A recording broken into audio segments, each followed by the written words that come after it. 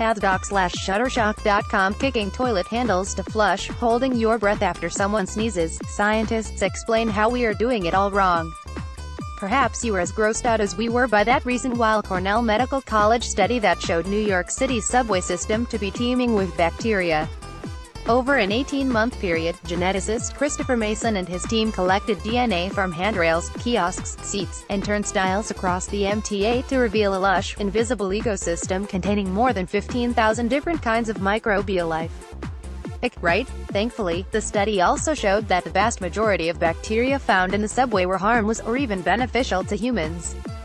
These good bacteria might come from food, remove toxins from the environment, or outcompete disease-causing pathogens lurking on surfaces. That means more bacterial diversity, by the odds, would be a good thing, Mason says. Still, here at City Lab we have to admit to falling prey to dubious germophobic behaviors, especially during cold and flu season. None of us has started wearing a surgical mask to work or anything yet, but at least some of us do things like flush public toilets with our feet, use tissues to open certain doors, and slather on what has to be far too much antibacterial gel. And the worst part is, none of us can really say whether doing any of this stuff actually works. So we asked Mason and Dr. Martin Blazer, an epidemiologist at New York University, to tell us how much disease we're really preventing with some of our most common germ avoidance maneuvers. Spoiler, not much. Keep these caveats in mind next time you reach for the Purell. Marcin Balcerzik, Shuttershock.com Wearing gloves. It's true that when you grip a subway pole or a doorknob with a gloved hand, the germs transfer to your glove instead of your skin. This might, in fact, temporarily insulate you from live bacteria that prefer to grow on human skin or metal and fare comparatively worse on fabric. There is some protective element of gloves insofar as it potentially takes a living organism and puts it onto an inert surface, where it maybe wouldn't survive, says Mason. However, some species fare just as well on gloves as they do on skin. And if you touch the outside of your gloves with your fingers or mouth, you're right back where you started. Either way, any bacteria on your gloves will die in a day or so, or as soon as you wash them. Holding your breath after someone coughs or sneezes. If the cough has occurred already, it's probably too late, says Blazer. The particles travel very fast. Once germs are in the air, holding your breath will furnish little to no benefit. It might reduce your exposure to the pathogens floating directly in front of your face, but you don't have to inhale a virus to get sick from it. Particles could still land inside your nose or on your eyes and lips.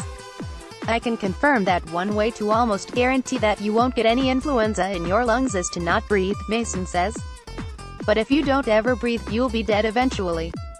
The cons definitely outweigh the pros. Pressmaster, Shuttershock.com Wearing a surgical mask. A mask will reduce your intake of germs through the nose and mouth, but not by much. Surgical masks are not airtight, so they won't seal out 100% of germs. However, if they're worn by people who are already ill, they can promote public health by warning others to keep their distance. Grabbing with paper towels or tissues. Using a tissue to open a door will reduce your physical contact with germs on surfaces, just like wearing gloves, but if you just wad the paper up and put it in your pocket, it's no use, not to mention wasteful, because you'll end up touching whatever the paper touched.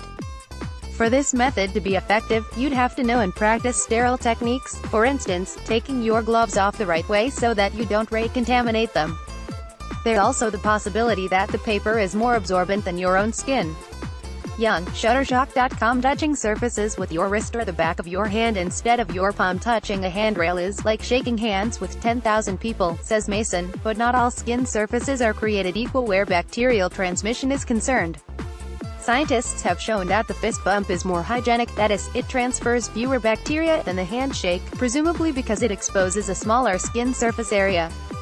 That doesn't mean you need to start pounding it with subway handrails, however. Any difference in infectious disease risk is negligible at best, and certainly not worth the risk of wiping out in the car. Hovering over the toilet seat. Let's set aside for the moment the fact that you should never ever do this as a cardinal rule of bathroom etiquette, and consider, for the sake of argument, that you've decided to suspend your buttocks above the seat. This will in fact allow you to avoid physical contact with the germs on the toilet seat. But no matter what you do, the contents of the toilet bowl will become aerosolized when you flush.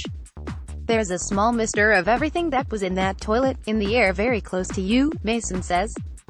Some of it's gonna land on you anyway.